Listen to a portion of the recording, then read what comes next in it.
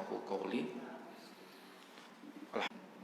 Saya kira hadis tentang keutamaan daripada majelis ilmu itu sering kita dengarkan, bahwasanya Nabi kita sallallahu alaihi wasallam bersabda, majtama'a qaumun fi baitin min buyutillah, tidaklah satu saling mengajarkan dengan yang lainnya di antara mereka kecuali illa nazalat alaihimus sakinah.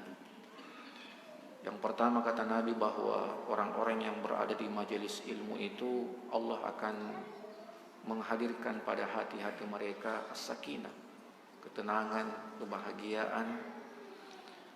Kemudian ghasiyatuhumur rahmah, mereka akan diliputi dengan rahmat, cinta, sayang Allah Subhanahu wa taala. Dan hafathumul malaika, bahwa mereka-mereka itu akan dikelilingi oleh malaikat-malaikat yang mulia daripada malaikat-malaikat Allah Subhanahu wa taala. Dan yang paling utama daripada itu, zakarahumullahu biman indah, bahwasanya Allah Subhanahu wa taala itu menyebut nama-nama kita pada sisi malaikat-malaikatnya yang mulia. Ya, jadi itulah keutamaan ketika kita berada di majelis ilmu. Majelis yang sejak 1443 tahun yang lalu itu telah dilakukan oleh Nabi kita bersama dengan para sahabat-sahabat beliau. Para ikhwah dan para hadirin yang dimuliakan oleh Allah Subhanahu wa taala, pada malam hari ini insyaallah kita akan menyampaikan materi, bukan materi yang biasa dibawakan oleh Ustaz Ahmad Hanafi, ya, Fikih Muyassar. Mana Ahsan? Tadi Ahsan menelpon ke saya. Ada Ahsan? Oh. Ya, Ahsan bilang materi yang dibawakan oleh Ustaz Ahmad Hanafi itu adalah Fikih Muyassar. Ya. Dia tanya, terus apa materi itu Ustaz? Saya bilang fikih kebahagiaan.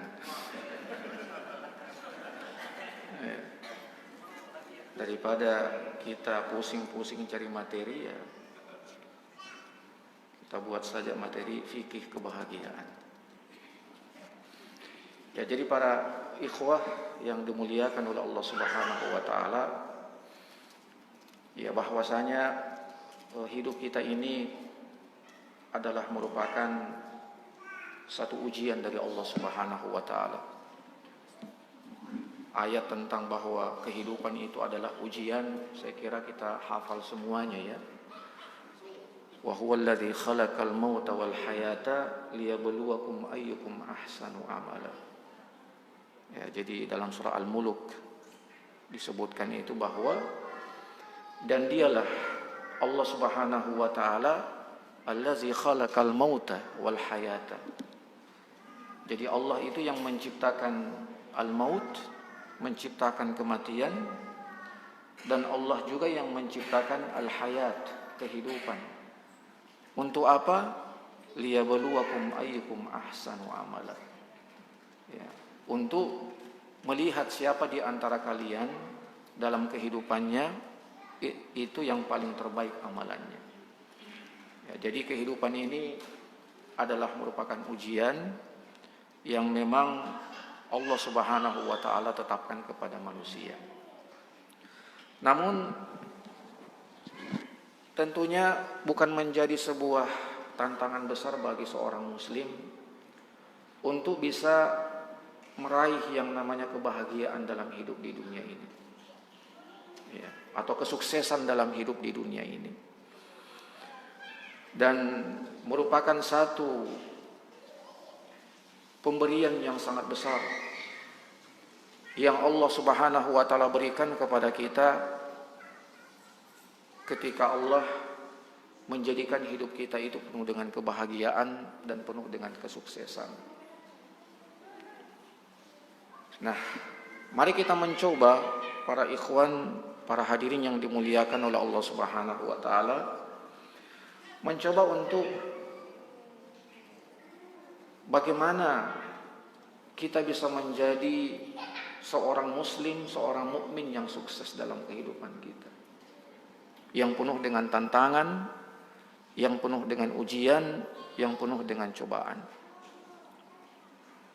Nah, kita ingin sampaikan, yang pertama adalah bahwasanya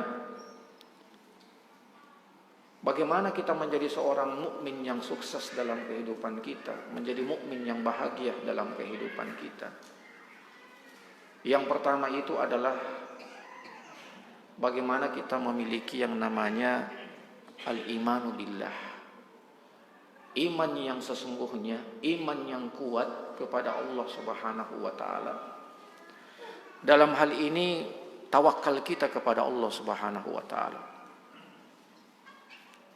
Tawakal. Bagaimana kita menyandarkan segala urusan kita satu-satunya kepada Allah semata.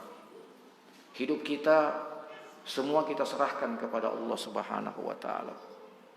Mati kita juga kita serahkan kepada Allah Subhanahu wa taala. Umur kita juga kita serahkan semua kepada Allah Subhanahu wa taala. Kalau seorang muslim memiliki yang namanya sifat tawakal kepada Allah Subhanahu wa taala, maka kunci kesuksesan, kunci kebahagiaan itu berada di tangannya. Orang yang punya sifat tawakal, orang yang punya ciri karakter senantiasa menyandarkan segala urusannya kepada Allah Subhanahu wa taala. Wa may yatawakkal 'ala Allah fa huwa hasbuh. Siapa yang senantiasa bertawakal, yang senantiasa menyandarkan segala urusannya kepada Allah Subhanahu wa taala, fa huwa hasbuh, maka Allah yang akan menjadi penolong baginya. Maka Allah yang akan menjadi pembela bagi kehidupannya. Maka Allah Subhanahu wa taala yang akan datang memudahkan segala urusannya. Ketika seorang muslim memiliki yang namanya sifat tawakal kepada Allah. Saya ingin menceritakan beberapa kisah tentang bagaimana sifat tawakal itu menjadi kunci kebahagiaan seseorang, menjadi kunci kesuksesan seseorang. Saya ingin menceritakan para ikhwan yang dimuliakan oleh Allah Subhanahu wa taala, kisah seorang tokoh tabi'in yang hidup di masa pemerintahan Muawiyah bin Abi Sufyan. Tokoh tabi'in ini sebenarnya hidup di masa Rasulullah sallallahu alaihi wasallam, tetapi tidak sempat bertemu dengan Rasulullah sallallahu alaihi wasallam. Karena Nabi berada di kota Madinah, sementara tokoh tabi'in ini berada di Syam atau di Damaskus. Nah, ada beberapa kisah yang disebutkan oleh salah seorang ulama, Ibnu Asakir, dalam kitab beliau Tarikhu Dimashq. Ya. Jadi ada seorang ulama yang bernama Ibnu Asakir. Beliau ini seorang ahli sejarah. Nah, beliau punya buku yang sangat terkenal, yang sangat fenomenal, yang beliau beri judul dengan buku Tarikhu Dimashq, sejarah tentang Damaskus. Nah, dalam buku itu beliau menulis tentang beberapa kisah-kisah para tokoh tabi'in yang punya sifat tawakal yang sungguh luar biasa. Yang dari sifat itulah kemudian dia menjadi manusia yang paling berbahagia dalam kehidupannya. Nah, salah satu tokoh tabi'in yang diceritakan oleh Ibnu Asakir dalam kitab beliau Tarikhu Dimashq itu tokoh yang bernama Abu Muslim Al-Khawlani, ya, atau biasa nama lengkapnya itu adalah Abdullah bin Saud. Ya. Nah, ada 3 kisah saya ceritakan secara singkat saja tentang bagaimana kehidupan Abu Muslim Al-Khawlani ini. Nah, kisah yang pertama adalah bahwasanya Beliau ini adalah seorang tabi'in yang senior, ya, tabi'in senior. Abu Muslim Al-Khawlani ini seorang tokoh tabi'in yang senior. Hidup di masa Rasulullah tapi tidak sempat bertemu dengan Nabi Muhammad SAW. Beliau punya seorang istri yang bernama Ummu Muslim Al-Khawlaniyah. Ya. Jadi beliau hidup dengan istri beliau Ummu Muslim dalam kehidupan yang penuh dengan ibadah, penuh dengan ketaatan, penuh dengan kepatuhan, ketundukan, penuh dengan kezuhudan hidup mereka. Mereka sangat jauh daripada kehidupan gemerlapnya dunia. Bukan mereka tidak mau, mereka cuman tidak ingin terfitnah dengan kehidupan dunia itu. Ya. Nah, disebutkan bahwasanya Abu Muslim ini punya kedekatan yang sangat dekat dengan Khalifah Muawiyah bin Abi Sufyan, yang merupakan khalifah yang pertama daripada kekhalifaan Bani Umayyah. Ya, jadi Bani Umayyah itu adalah merupakan satu kekhalifaan setelah kekhalifaan Ar-Rashidah.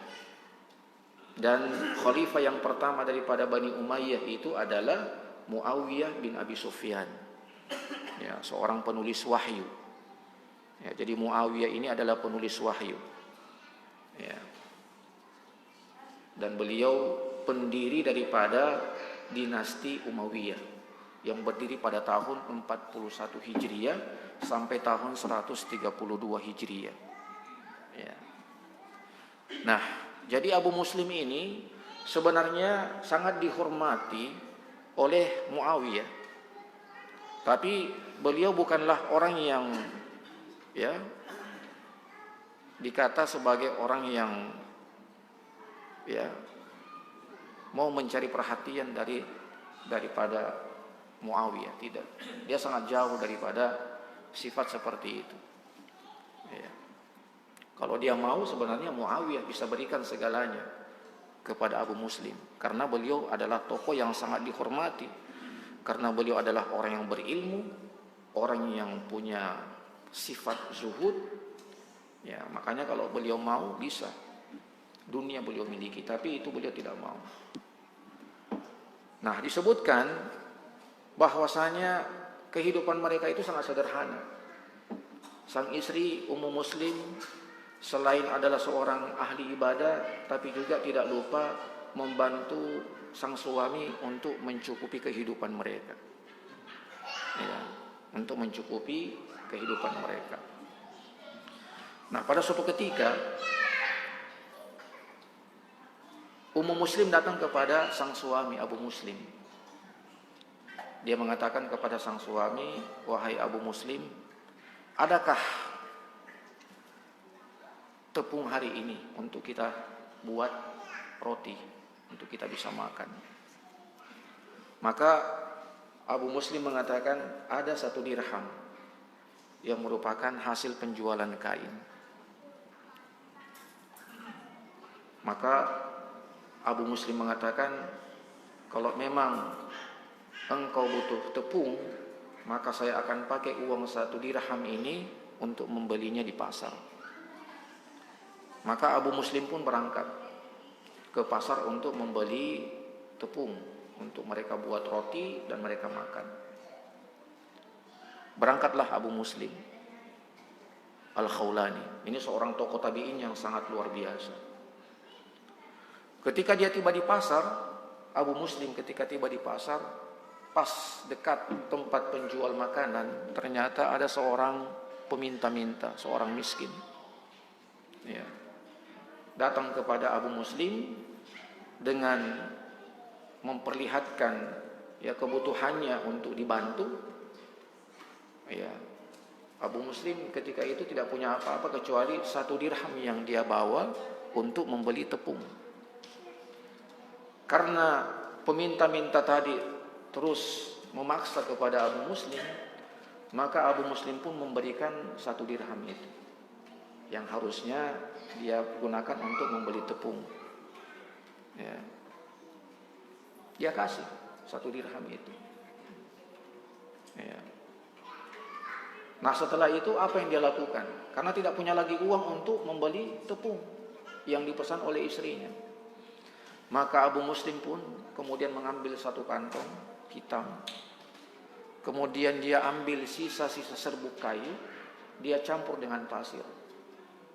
Ya. Jadi sisa-sisa serbuk kayu dia ambil, kemudian dia campur dengan pasir dan dia masukkan ke dalam kantong plastik. Setelah itu dia bawa pulang ke rumah. Ya. Ketika dia tiba di rumah, dia pun langsung menyimpan kantong plastik itu di dekat dapur. Tanpa berkata-kata kepada sang istri, dia pun segera keluar dan melanjutkan pekerjaannya. Ummu Muslim pun datang, mengambil kantong hitam yang diletakkan oleh sang suami itu, Abu Muslim. Ya, subhanallah. Ini luar biasa ini, sifat tawakal kepada Allah. Ya, sifat tawakal yang sungguh luar biasa kepada Allah. Ketika Ummu Muslim mengambil kantong hitam tadi, yang awalnya isinya itu adalah serbuk-serbuk kayu yang dicampur dengan pasir, ternyata setelah dia buka, dia mendapati di dalamnya itu adalah tepung yang sangat berwarna putih. Ya, tepung putih. Ya. Maka dia pun mengambil tepung itu lalu membuat adonan roti, membakarnya dan menyiapkan untuk sang suami. Setelah selesai tiba, sang suami masuk rumah. Ternyata langsung disuguhkan, ya, disuguhkan roti bakar yang sangat lezat. Abu Muslim kaget. Dia bertanya kepada Ummu Muslim, dari mana ini tepung yang engkau buat menjadi sebuah roti, menjadi roti? Dia bilang, kan tadi kamu keluar tadi pergi ke pasar membeli tepung. Itu yang saya buat jadi roti hari ini. Subhanallah. Abu Muslim tanpa berkata-kata, dia langsung memakan roti yang telah dibuat sang istri itu sambil menangis. Wa may yattaqillaha yaj'al lahu makhrajan wa yarzuquhu min haitsu la yahtasib. Inilah yang disebut dengan karomah. Ya, karomah. Sama dengan karomahnya Maryam.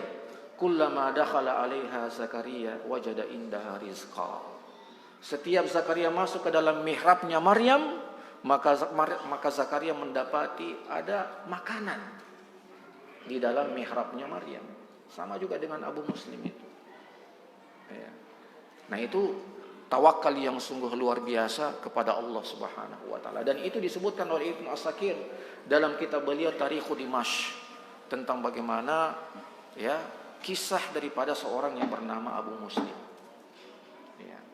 Nah kisah yang kedua tentang Abu Muslim juga. Ini Abu Muslim adalah, kalau kita baca sejarah, beliau adalah seorang umat daripada umat Rasulullah SAW yang pernah dibakar tetapi tidak terbakar. Ya. Dan itu disebutkan dalam riwayat bahwasanya dari umat sebelum umat Islam ada Nabi Ibrahim yang dibakar dan apinya tidak membakar. Adapun kata Rasulullah, dari umat Islam ini ada seorang yang bukan nabi tetapi dia adalah orang soleh yang ketika dibakar tidak terbakar. Dia adalah Abu Muslim. Nah, kisah yang kedua tentang Abu Muslim, bahwasanya suatu hari Ummu Muslim ketika akan masuk musim dingin, ya, ketika akan masuk musim dingin, karena kalau di Syam, ya, di Syam, di Damaskus itu kalau musim dingin sangat dingin. Ya, kalau di sana musim dingin sangat dingin, bahkan ya salju turun. Itu di Suriah. Ya. Kalau sekarang itu Suriah yang masuk wilayah masuk wilayah Syam. Kalau hari ini Suriah, kemudian Palestina, kemudian Yordania, kemudian Libanon. Nah itu kalau Syam. Nah, pernah suatu hari, suatu ketika Ummu Muslim datang kepada Abu Muslim sang suami, mengatakan dan bertanya kepada Abu Muslim, wahai suamiku, tidak lama lagi masuk musim dingin. Ya, tidak lama lagi masuk musim dingin. Sementara kita tidak punya selimut tebal. Kita tidak punya persiapan perbekalan lauk pauk untuk menghadapi musim dingin. Maka coba pergilah engkau kepada Muawiyah. Ya, minta bantuanlah kepada Muawiyah. Ya, karena Muawiyah itu pasti akan membantumu ketika engkau meminta bantuan kepadanya. Ya, karena kedudukan Abu Muslim bagi Muawiyah itu adalah sungguh sangat luar biasa. Ya. Tetapi apa yang dikatakan oleh Abu Muslim, maka dia mengatakan, saya tidak akan pernah meminta sesuatu kecuali kepada Allah Subhanahu wa taala. Ya. Ya. Jadi dia mengatakan, saya tidak akan pernah meminta sesuatu kecuali kepada Allah Subhanahu wa taala. Ya. Maka apa yang dilakukan oleh Abu Muslim? Maka dia minta kepada sang istri Ummu Muslim untuk menyiapkan perbekalannya sedikit, ya, untuk dia pakai beberapa hari di luar. Dia pun berangkat. Ya, jadi setelah disiapkan sedikit perbekalan kepada beliau dari sang istri Ummu Muslim, maka dia pun berangkat keluar. Kemanakah gerangan Abu Muslim? Apakah beliau pergi ke istana Muawiyah atau pergi kemana? Ternyata beliau pergi ke masjid. Ya. Jadi ternyata Abu Muslim pergi ke masjid. Ya. Dan ketika tiba di masjid, maka dia tinggal 1 hari atau 2 hari di masjid. Dia tinggal di situ. Di masjid itulah dia berdoa kepada Allah Subhanahu wa taala. Ya. Dengan doa yang sungguh sangat luar biasa. Ya. Nah, di dalam doanya itu disebutkan, dia menyebutkan tentang nama Muawiyah. Ya. Jadi intinya dia mengatakan, dia berdoa kepada Allah, ya Allah, ya, saya ini ya diperhadapkan dengan suatu urusan yang sangat berat bagi saya. Intinya seperti itu. Saya diminta oleh istri saya untuk menghadap kepada Muawiyah, ya, meminta bantuan. Tapi saya mengetahui bahwa engkau adalah Zat yang maha segalanya. Ya, dia sebut semua apa yang dia inginkan, termasuk dia menyebut tentang keperluan-keperluannya itu.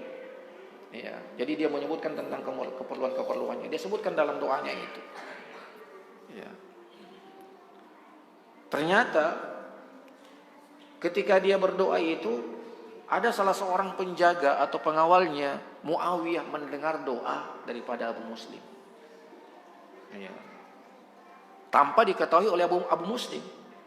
Ketika dia berdoa itu ada seorang ya, orang istana mendengar doanya Abu Muslim itu. Maka dengan segera dia menghadap kepada Muawiyah. Ya. Dia menceritakan bahwasanya, saya mendengar Abu Muslim berdoa dengan begini dan menyebut namamu. Ya. Maka apa yang dikatakan oleh Muawiyah kepada orang yang datang menyampaikan tentang Abu Muslim yang berdoa kepada Allah meminta apa yang menjadi kebutuhannya? Maka Muawiyah mengatakan, celakah engkau? Tidakkah engkau tahu siapa itu Abu Muslim? Ya. Maka dia mengatakan kepada orang yang tadi, dia mengatakan, sekarang semua apa yang diminta oleh Abu Muslim segera siapkan dan lipat gandakan. Ya. Dan barang itu sampai sebelum sholat subuh, atau sebelum subuh sampai, barang itu sudah ke rumahnya Abu Muslim. Karena Abu Muslim akan pulang ke rumahnya ba'da subuh. Ya. Maka semua disiapkan, dibeli oleh istana, dan setelah itu dibawa ke rumah Abu Muslim. Ya. Dan setelah sholat subuh, ba'da subuh, Abu Muslim ke rumah, ya, maka subhanallah, dia melihat tumpukan barang-barang yang begitu banyak. Maka dia bertanya kepada Ummu Muslim, dari mana barang-barang ini? Ya. Ummu Muslim mengatakan, ya dari Muawiyah. Kan kamu saya suruh pergi ke Muawiyah. Ya. Ini dari Muawiyah semua ini barang-barang ini. Ya. Maka dia mengatakan, wallahi, dia bersumpah, dia mengatakan, saya tidak pernah datang kepada Muawiyah. Bercerita pun kepada Muawiyah saya tidak pernah melakukannya. Melangkah pun ke dalam istana Muawiyah saya tidak pernah melakukannya. Ini semuanya datangnya dari Allah Subhanahu wa taala.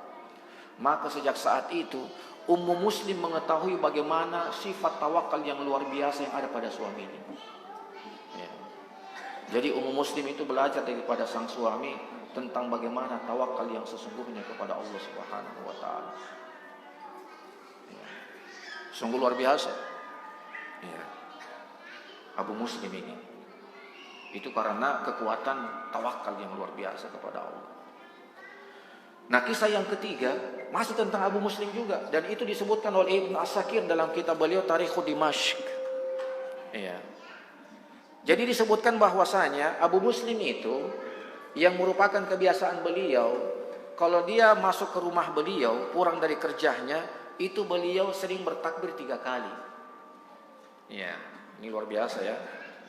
Jadi Abu Muslim itu kalau mau pulang ke rumah, dia bertakbir 3 kali. Ya. Takbir pertama di depan pekarangan rumahnya. Kalau dia bertakbir, maka Ummu Muslim sang istri ikut bertakbir. Ya, Allahu Akbar. Maka sang istri kalau dengar takbirnya suami, dia juga bertakbir Allahu Akbar. Nah, ketika berada di depan pintu rumah, Abu Muslim pasti kembali bertakbir itu, dan itu juga diikuti oleh sang istri juga bertakbir. Ya. Nah, kalau sudah masuk di dalam rumah, mau masuk ke kamar tidur, maka kembali Abu Muslim bertakbir juga. Ya. Dan pasti juga akan diikuti oleh sang istri. Ya. Dan itu setiap hari begitu. 3 kali takbir kalau masuk ke rumah. Depan pekarangan, depan pintu rumah, dan depan pintu kamar tidur. Nah, pernah suatu ketika Abu Muslim datang bertakbir di depan pekarangan rumah, tidak ada yang membalas. Ya, sang istri tidak membalas. Abu Muslim bertanya, mana ini istri saya? Biasanya kalau saya takbir di sini, dia jawab takbir itu. Nah, dia masuk ke pintu rumah, bertakbir, tidak ada juga yang balas. Ya. Semakin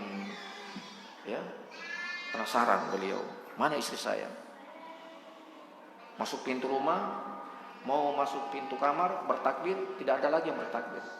Ya. Mana istri saya? Semakin penasaran dia. Dia cari-cari istrinya, dia dapati istrinya. Ternyata istrinya sedang duduk di dalam kamar, memegang sebatang kayu, ya. Kemudian kayu itu dia gores-gores di lantai. Ya. Jadi istrinya itu mau memegang kayu, kemudian kayu itu dia gores-gores di lantai. Ya. Maka Abu Muslim bertanya kepada sang istri, ya, apa gerangan yang menimpa dirimu? Ya. Apa gerangan yang menimpa dirimu? Maka dia mengatakan dan menceritakan kepada Abu Muslim, mengatakan, wahai Abu Muslim, tidakkah engkau sudi datang kepada Muawiyah meminta pembantu untuk membantu pekerjaan rumah kita? Kaget Abu Muslim. Wah, ini dari mana ini ceritanya ini? Ya, sampai-sampai tiba-tiba minta pembantu untuk membantu pekerjaan rumah. Padahal selama bertahun-tahun mereka hidup tidak pernah Ummu Muslim itu minta seperti itu. Ya. Maka langsung ada firasat pada diri Abu Muslim bahwasanya pasti ada yang datang menghasutnya ini. Ya. Pasti ada yang datang nih kompor-kompori ini. Ya, supaya suamiku menikah lagi. Nah, ini biasa tuh di warung kopi itu. Ya. Ada ya. Ada berita kemarin itu. Hati-hati nih kalau habis sholat jangan sampai tidak dimatikan ini. Ya. Pokoknya kalau selesai sholat matikan memang. Nah, biasa kita bicara-bicara yang aneh-aneh, kedengar keluar. Ya, jadi lanjut. Ya. Maka Abu Muslim bilang kayaknya ada ini yang datang menghasutnya ini, datang kompor-kompor ini. Ternyata betul. Ya, ada perempuan tetangga itu datang kepada Ummu Muslim. Ya, mengatakan kepada Ummu Muslim, wahai Ummu Muslim, itu suami kamu sangat dekat dengan Muawiyah. Ya, dan Muawiyah sangat menghormatinya. Apapun yang diminta oleh suami kamu pasti akan diberi oleh Muawiyah. Kenapa kamu tidak minta pembantu? Ya, untuk membantu pekerjaan rumah kamu. Ah, jadi ternyata ada tetangga, ya, ada tetangga daripada umum muslim yang datang itu, dan itu ada firasat pada diri Abu Muslim seperti itu. Maka dia segera berdoa kepada Allah Subhanahu wa taala. Apa doanya? Ya Allah, butakanlah mata orang yang datang menghasut istri saya. Ya, subhanallah. Ini Abu Muslim mustajabud doa. Ya, orang yang doanya mustajab. Tetangganya itu ketika duduk-duduk, tiba-tiba pandangannya sedikit demi sedikit kabur, sampai kemudian lampu yang ada di depannya tidak bisa dia lihat. Ya. Sampai dia bertanya kepada anak-anaknya, kenapa lampu dimatikan? Ya. Maka anak-anaknya mengatakan, tidak, lampu hidup. Ya. Ternyata dia sadari bahwasanya matanya telah buta. Subhanallah. Akibat daripada peristiwa itu, maka dia pun mengetahui kalau dia salah, dia keliru. Maka dia datang kepada keluarga Abu Muslim, ya, datang kepada Abu Muslim menceritakan apa yang terjadi sebenarnya, ya, bahwasanya dia datang kepada istrinya untuk menghasutnya supaya Abu Muslim minta kepada Muawiyah seorang pembantu, ya. Maka dia pun meminta maaf kepada Abu Muslim dan meminta supaya Abu Muslim berdoa kepada Allah Subhanahu wa taala agar butanya itu dikembalikan. Artinya penglihatannya dikembalikan. Maka di saat itu pula Abu Muslim berdoa kepada Allah untuk dikembalikan matanya. Maka setelah itu dia pun bisa melihat. Nah, jadi ya itu, dan itu ceritanya itu, kisahnya itu disebutkan dalam kitab Tarikh Dimashq, ya, oleh Ibnu Asakir. Ya. Nah, jadi ya subhanallah para hadirin yang dimuliakan oleh Allah Subhanahu wa taala, bahwasanya ya berhati-hati kita dengan yang namanya ya dakwatu al-mazlum. Dakwah atau doanya orang yang terzalimi. Ya, itu sangat ya mustajab ketika dia berdoa kepada Allah Subhanahu wa taala daripada orang-orang yang menzaliminya. Nah, ini kunci kesuksesan yang pertama. Kalau Anda ingin bahagia, kalau Anda ingin sukses dalam kehidupan Anda, maka kuatkan sifat tawakal Anda kepada Allah Subhanahu wa taala. Ya. Kuatkan iman Anda kepada Allah Subhanahu wa taala. Makanya disebutkan dalam sebuah riwayat bahwasanya lau araftumullaha haqqa ma'rifatihi lazalat bidu'aikumul jibal. Ya, itu dalam sebuah riwayat dikatakan seperti itu. Lau araftumullah haqqa ma'rifatihi, apabila kalian mengetahui Allah dengan sebenar-benarnya pengetahuan, lazalat bidu'aikumul jibal, maka gunung-gunung itu akan berterbangan dengan doa-doa kalian. Ya. Dia akan berterbangan dengan doa-doa kalian. Makanya banyak sekali kita mendapati kisah-kisah dari para ya salafus soleh, ya, dari para ulama-ulama salaf, ya, bagaimana Allah berikan kepada mereka karomah, ya. Misalnya karomah yang Allah berikan kepada Sa'id ibnul Musayyib. Ini seorang tokoh tabi'in, ya, Sa'id ibnul Musayyib, ya. Ini tokoh tabi'in yang sangat luar biasa. Pernah beliau telat pulang ke rumah beliau, ya. Jadi Sa'id ibnul Musayyib ini pernah telat pulang ke rumah beliau, ya. Dan ketika itu jalan yang begitu sangat gelap, tidak bisa dilihat dengan mata. Tiba-tiba dari kakinya itu keluar cahaya menerangi jalan. Itu adalah karomah. Ya, karomah dari apa? Dari iman seseorang. Ya, dari tawakal seseorang kepada Allah Subhanahu wa taala. Ya, makanya ini adalah sebuah hal yang sangat penting, ya, bagi kita dalam kehidupan kita, ya, bagaimana ya tawakal kita kepada Allah Subhanahu wa taala itu harus terus kita kuatkan. Wa izza maritu fahuwa yashfin, ya, walladzi yut'imuni wa yaskin. Ketika saya sakit, Allah lah yang menyembuhkan. Dialah yang memberikanku makan, dialah yang memberikanku minum. Ya. Dialah yang memberikanku petunjuk. Ya. Jadi kalau kita punya kekuatan tawakal seperti ini kepada Allah Subhanahu wa taala, maka hidup kita akan Allah tolong. Hidup kita Allah akan mudahkan. Hidup kita Allah akan berikan kelancaran dalam kehidupan kita. Kalau kita punya sifat tawakal yang luar biasa, yang besar kepada Allah Subhanahu wa taala. Ya, makanya hari ini ya, mulai saat ini mari kita kuatkan itu. Ya.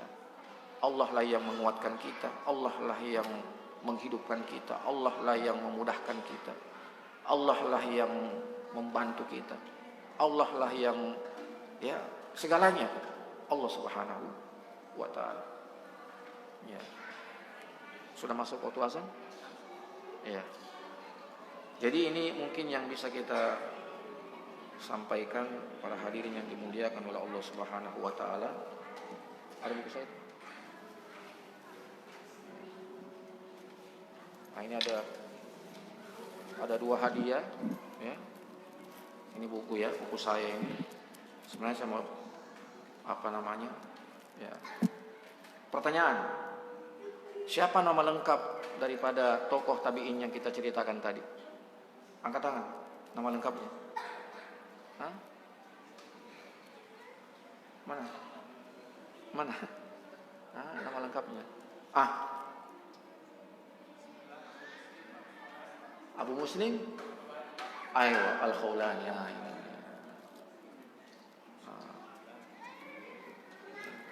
Tadi kita sebut Muawiyah. Ya. Tahun berapa Muawiyah berkuasa mulainya? 41 Hijriah. Baik. Nah, ini ya. Ini buku mau dibagi jangan deh, karena pakai ta'lim ini. Ya. Sekira demikian, barakallahu fikum wa jazakumullahu khairal jazaa. Kita tutup dengan membaca doa penutup majelis. Subhanakallahumma wa bihamdik, nastaghfiruka wa natubu ilaik. Wa sallallahu ala nabiyina Muhammadin wa ala alihi wa sahbihi wasallam. Walhamdulillahirabbil alamin. Wassalamualaikum warahmatullahi wabarakatuh.